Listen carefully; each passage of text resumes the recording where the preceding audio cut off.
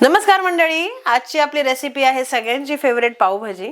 त्यासाठी आता आपण कुकर मध्ये आधी भाजी उकडून घ्यायची आहे। फ्लॉवर घेतलेला आहे, वाटाणे आणि बटाटा, पाणी ऍड करायचंय। भाज्यांच्या अगदी थोडं वर आलं पाहिजे पाणी। त्यात आपण 1 चमचा पावभाजी मसाला ऍड करायचा, पाव चमचा हळद आणि अर्धा चमचा मीठ ऍड करायचं। आता आपण कुकरला झाकण लावून 2 ते 3 शिट्ट्या काढून घ्यायच्या। या बेडगी मिरच्या घेतलेल्या आहेत मी, एक अर्धा ते पाऊण तास गरम पाण्यात भिजत घालायच्या आहेत। आपण ह्याला मिक्सर मध्ये बारीक करून घेऊया। त्यामध्ये अर्धी वाटी लसूण, आता आपण याची छान पेस्ट करून घ्यायची।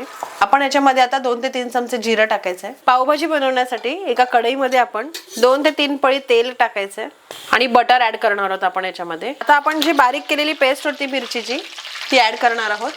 बारीक चिरलेला कांदा ऍड करायचा आहे। मीडियम फ्लेम वरती आपण आता याला छान भाजून घ्यायचं कांद्याला। आता आपण कांद्याला 2 ते 3 मिनिटं झाकून ठेवायचं आहे। आपण याच्यामध्ये बारीक चिरलेली शिमला मिरची ऍड करायची आहे। आपण याच्यामध्ये 3 ते 4 चमचे पावभाजी मसाला ऍड करणार आहोत।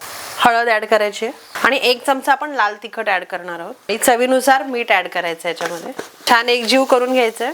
थोडंसं पाणी ऍड करूया आपण। भाजी खूप छान शिजली आहे, त्याला छान स्मॅश करून घ्यायचंय। आता आपण या मिश्रणाला स्मॅश करून घ्यायचंय थोडंसं। आता आपण याच्यामध्ये स्मॅश केलेली भाजी ऍड करायची आहे।